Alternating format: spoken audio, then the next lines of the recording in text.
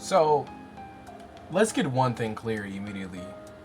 Yu Narukami is not some alpha male Chad, some incredible alpha male type being, okay, like the Andrew Tates, the Aiden Rosses, okay? He's not like a Future, a Drake, or even anyone, to be honest. And this is something that is not unique to the Persona community of today. Now, as someone who's been invested in the franchise since around 2014, I can say that this is not something new. And to me, it's a little bit funny because this primarily comes from a place of severe misunderstanding and community jokes that have long extended its shelf life. But let's go ahead and let's go ahead and take a couple layers back and let's look into where do these allegations stem from. My day class started 2 hours ago. Oh, am I late? No, I already graduated and you can live through any. A lot of these allegations stem from the in-between after the Gamer Kid dungeon into the Naruto section of the game, and during this section, the crew gets the opportunity to take a school trip to Tatsumi Port Island. For those of you who actually engage in the games that you actually played, Tatsumi Port Island would remind you that, hey, this is the same location where Persona 3 takes place. So part of the charm and allure of returning to this location is seeing everything that changed. The young student council girl is now taking a front and center stage, almost as if she was inspired by her peers of the past. Things like that and small little continuity things are really some of my favorite elements of the franchise, even though each game is standalone. Small little things like that help build continuity and establish that yes, these games all take place within the same universe, despite the fact that our main character never really returns to his friends, kind of really helps that good feeling deep inside that these characters were inspired by their actions. Emphasis on this for later.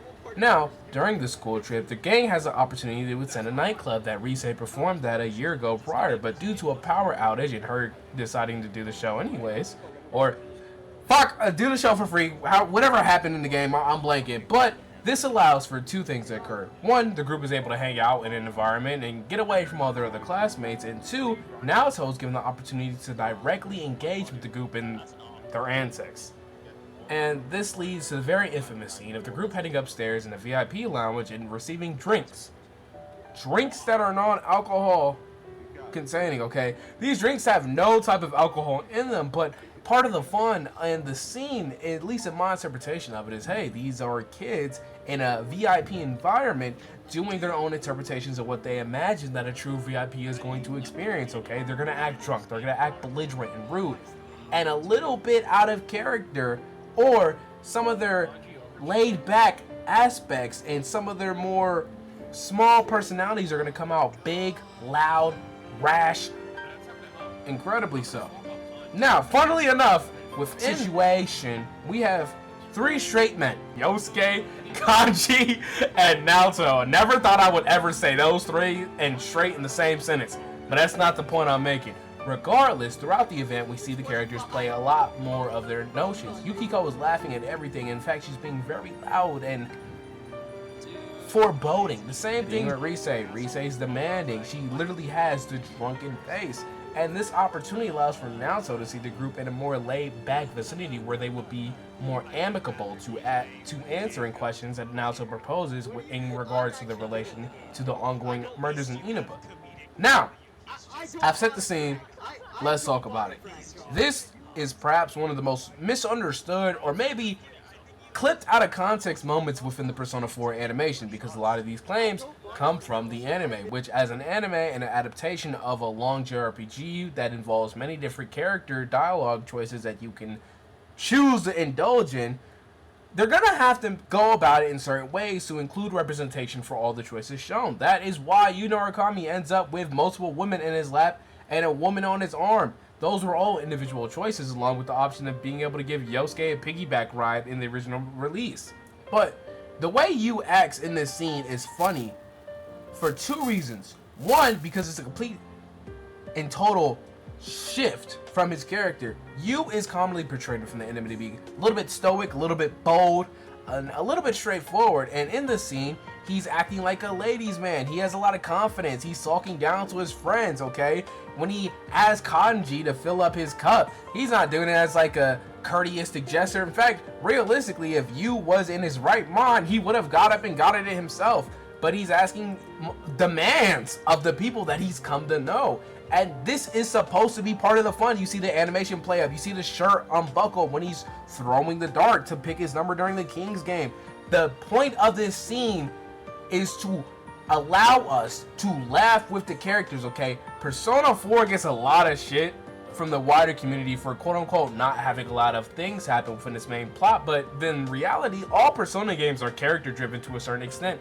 So these small moments, especially when you consider that these games are supposed to be a slice of life to an extent of going through their daily lives, allow for the characters to interact and really get to know each other. It's these small moments for why I can understand someone saying, yeah, this is why this person is my favorite character. I'm just like this.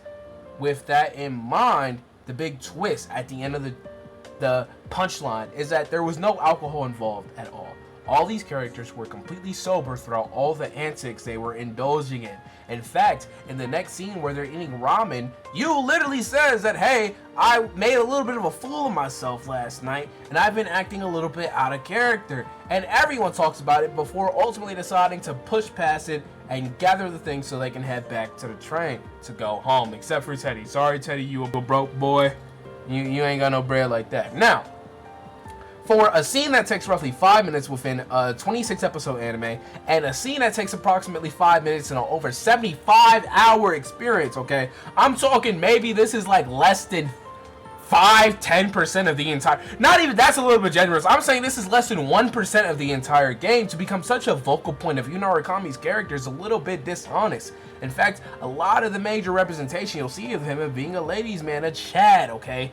And when I say Chad, I'm talking about the commonly referred to dictionary definition of an airhead, a little bit of a dick, an asshole, okay, a jock. He's the quarterback on the football team. He may not be bright, which is objectively not true, because let's keep in mind, sorry for spoilers this late in the video, the case is only solved when Naoto, Yosuke, and you all step outside for less than 10 minutes. It's like, yeah, it's Adachi. Yeah, you know, that would make sense. Let's go ask Adachi, okay? And to me, this kind of hurts a little bit because Yu cares for his friends. And I don't mean that in like a overly analytical kind of way, but I mean that in the most sincere way ever. Okay? To imply that Yu in any way, shape, or form would tell one of his friends to go fuck off in a serious manner is a complete misunderstanding of his own character traits, really. He comes to this town and he loves helping people. Okay, Yu was the type of person that would see a lost child start crying and do magic tricks while waiting for the child's parents to appear. In fact, one of his defining characteristics in the anime is his love of helping people, and he will stop at nothing to do so. In the previous episode, episode 14, there's a conversation in Yu and Yosuke having before he sees an old lady off in the distance, remembering that he was able to obtain her comb from fishing. This is the same Yu Narukami who, upon watching two children get into a little scuffle over a toy, takes it upon himself to pay for the broken toy to be repaired or to obtain a new one, even though he isn't going to receive the financial capability to do so immediately, because he's not getting paid enough. He is an honest guy. He is thug, truly humble, under God.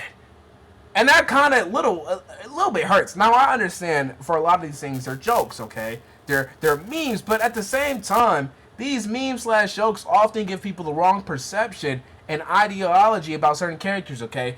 I know people cannot be engaging in this and turn around and get mad when you say the Persona 3 female protagonist is a, let's just say they're not like a, I hate that joke, or things like that. You often hear the commonly referred to statement of you control the buttons you push. So yes, technically you could go down a route in the original game while making you a dick. But it's almost like the game actively encourages you not to do so, considering how much social links are part of it. But that's a whole discussion for another time. And while this video is primarily me talking about my own issues with this depiction of Yu Narukami I've seen in a lot of the fan media, by no means am I attempting to stomp on your parade, okay? As I've grown older, I've learned that trying to police people based on their own beliefs or interpretations of things, especially for Persona 4, is a waste of time, okay? I've seen this image way more times than I've probably seen my entire family in one room, okay? I'm sick I'm tired of it. Be your true self and close the game and go about your life, okay? Now, that's it. I didn't really have a concluding point besides, hey, I don't like when people talk about my character that bad. That's the GOAT right there. And regardless, hey, I hope you're doing good. And I hope you're having a good time. Good time. And remember, take care of yourself and have yourself a damn good one. Chain chomp. See, it's delayed. You know, I gotta like, yomp. You wasn't ready for that one.